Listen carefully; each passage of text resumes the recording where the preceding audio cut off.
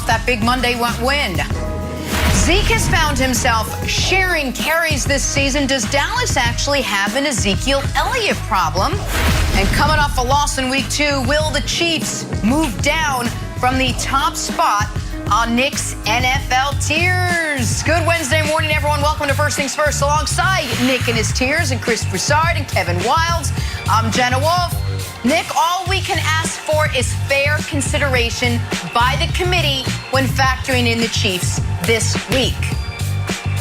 Well, you know, sad to report, 2 members of the committee are no longer with us, and we'll get into why at 8 a.m. Eastern. The committee is down a couple people.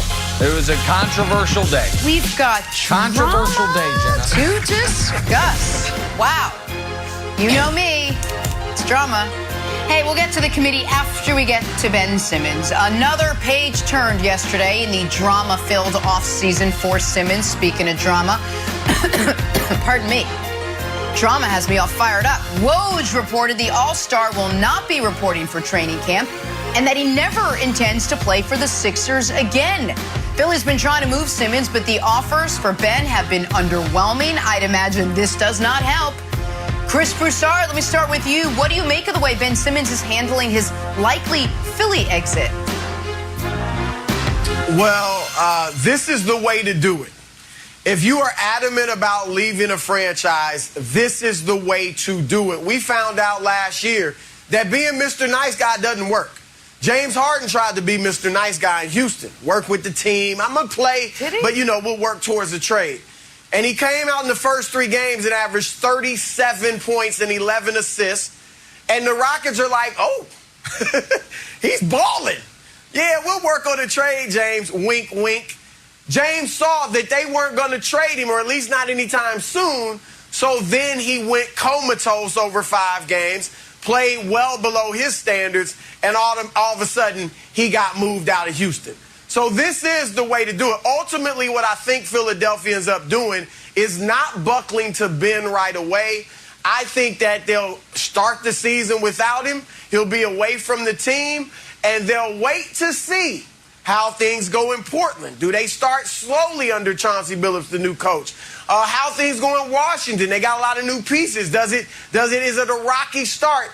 And maybe Damian Lillard and Bradley Beal or elsewhere some other top players become available, then you make a move. Now, let me say this quickly, Nick.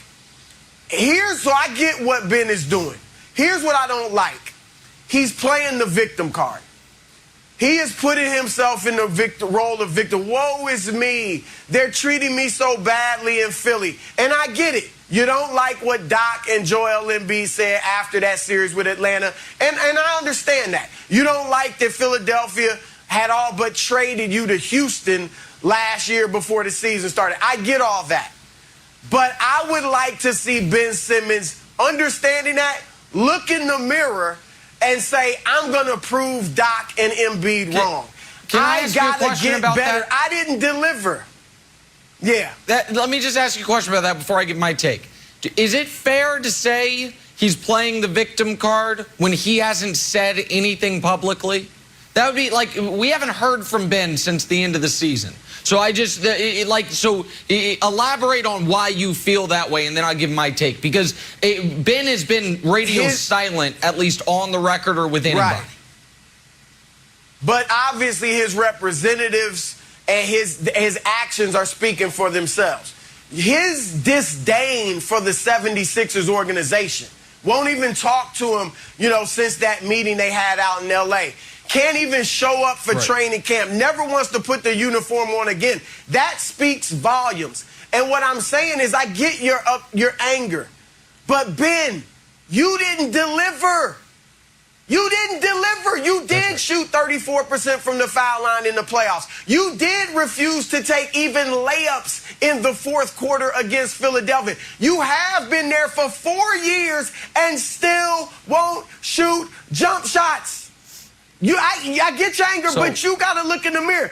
Magic Johnson, Nick, in '84, after he was Tragic Johnson in the finals against Boston, looked in the mirror and said, I got to get better. Michael Jordan, when the Pistons were beating him up in the playoffs, looked in the mirror and said, I'm not strong enough. I got to get in the weight room. I got to get better. LeBron James in 2011 after the failure in Dallas said, not only, Nick, I got to be a better player, I got to be a better person, LeBron said. He looked in the mirror. Why can't Ben Simmons look in the mirror? So listen, I think that's all fair, and that's why I wanted you to elaborate, because I think some people would be like, well, he hasn't said anything, but I get what you're saying, which is this marriage has broken up, and both parties are at fault. Like, as much, if I were in Daryl Morey's shoes and James Harden were available, of course I would try to acquire him, and of course I would trade Ben Simmons for James Harden. But there is a cost of that. And that is, if we don't get James Harden, now my second best player knows I was trying to trade him. Not speculation, not conjecture. He knows it. And Ben, of course, has accountability because of a lack of growth as a player. Now, where I will give Ben and his folks credit is, and this is the slimmest of credit, but I think it is noteworthy, and I think the Sixers appreciate it. At least he has said any team. Like, I'm demanding to be traded, but to any team in the league. Not here's 3 teams you can trade me to. And so that does allow Philly some flexibility. But the fact of the matter, there's so many wild levels to this. There is like the league level, which is they do not want training camp holdouts to come back. That was a thing in the 90s that happened, and the league hated it, and we really haven't seen them in 25 years. Here's another thing the league doesn't want. Player empowerment's one thing. Guys forcing their way out of spots with 4 years left on a deal. Right. The next step to that is sign the extension because the home team can pay you more.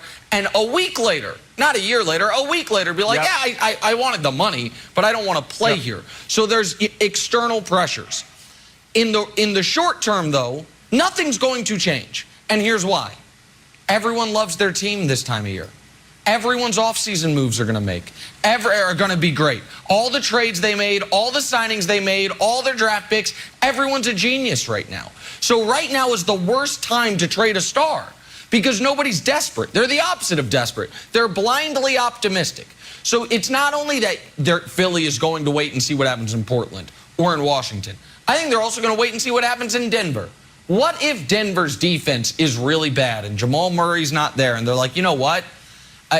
Michael Porter Jr. is available. And the other element here that Philly has that Houston didn't Wilds is this. They can compete in the regular season without Ben.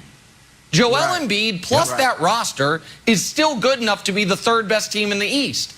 And so they are not pressed the way Houston was.